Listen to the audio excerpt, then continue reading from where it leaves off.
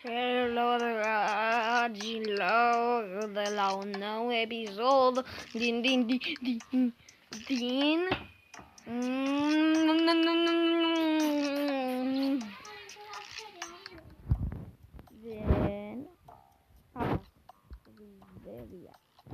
Închide ușa. Stați puțin.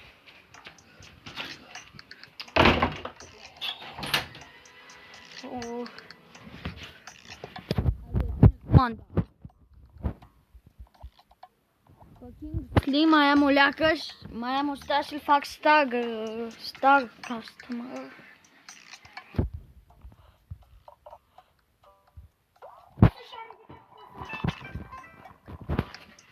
Așa.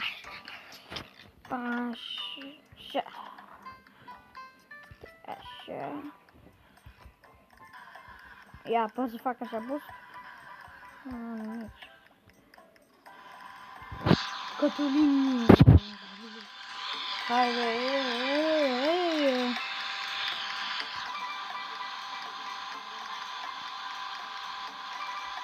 A!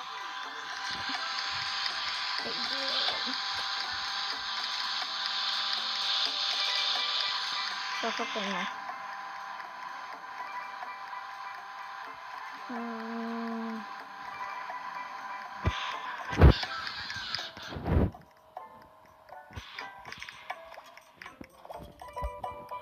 Închide ușa.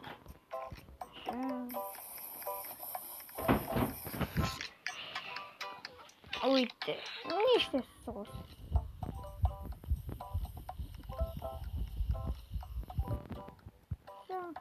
Da, asta. Oreo.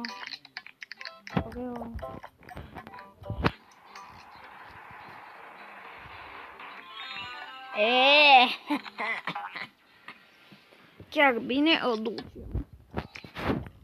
Ăsta, Fudinii ăsta, care se joacă la jocurile alea.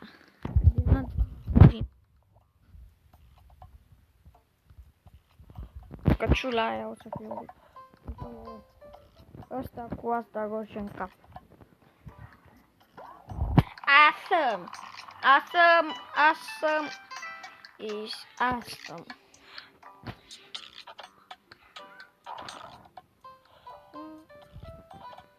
De ce nu mai vrea nimeni cu mentă? Awesome! Stai puțin să dau sunetul.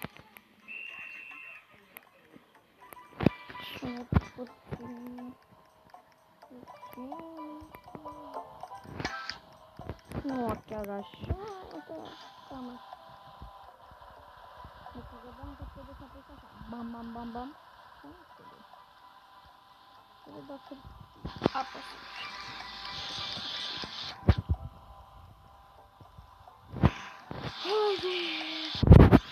Să pierd nu este o soluție.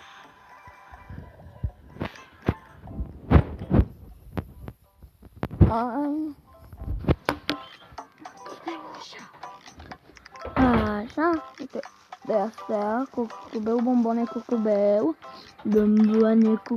în fiecare zi, bomboane, cucubeu. Haide! Nu am pierdut la.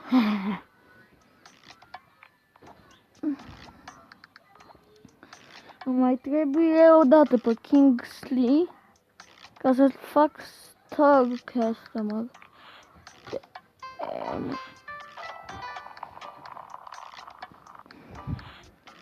Uite, așa.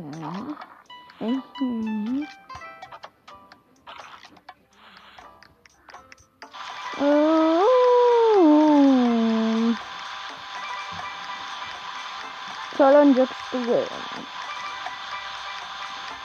Stați puțin, că trebuie să...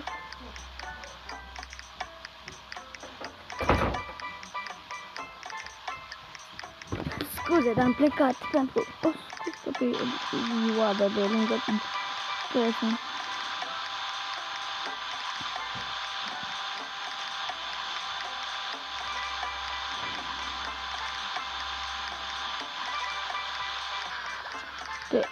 la ni. Nu.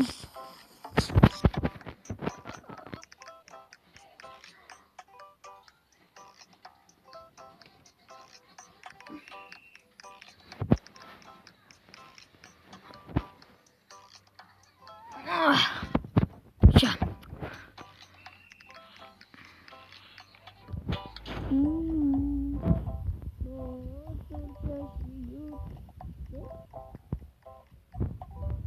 Sos, iute și dulce și iute.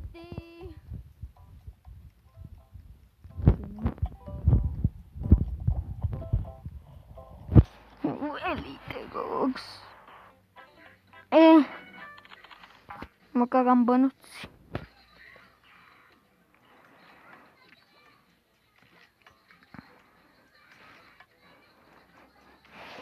Și ăla că 5 stele o să-mi dă mai mulți bani.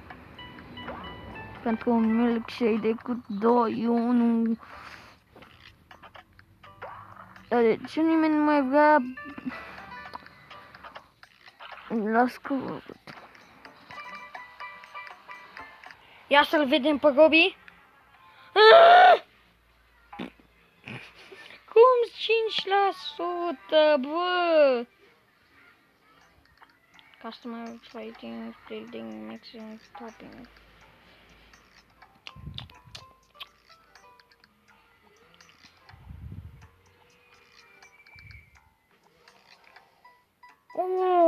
Opa!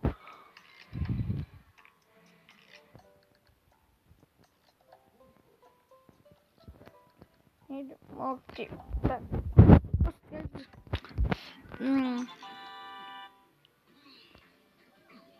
Mi-a dat cash! Bă, mi-a dat cash! Mi-a dat 90.000 de bani, bă! Cea mai bucuroasă zi, cea mai fericită zi din viața mea!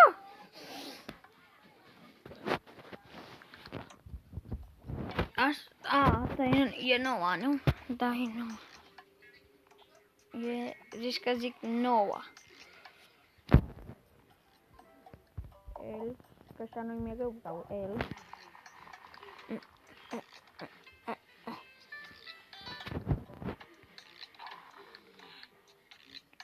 Aș vrea să celebrez.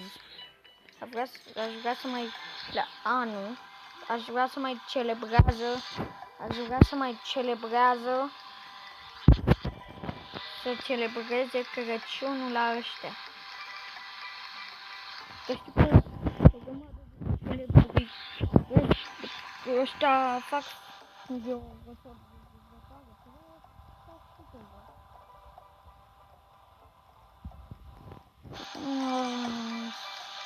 ce că facem? Așa, niște viață.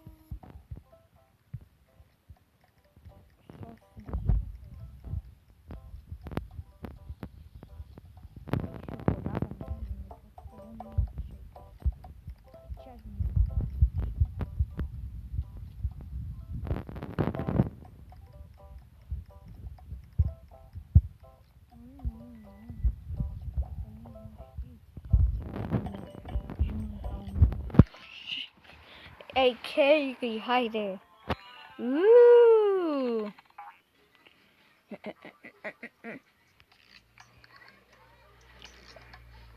Hai să vedem cum să decorăm magazinul cu banii ăștia. Cu cash-ul care l-am luat de la... Ia stai puțin, asta nu-i... E dintr-un joc cu pizza, cu alea, nu mai știu.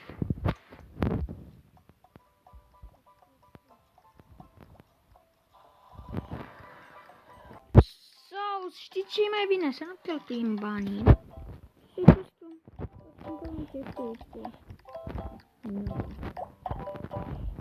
Nu? Haide, Prudence. Îl vreau pe Kingsley. Băi, jocule, dacă am auzit de bat. Și cam atât cu acest episod. Dacă v-a plăcut, nu uitați să dați un like, un subscribe, nu like, în comentarii cu jocurile voastre preferate și ne vedem data viitoare.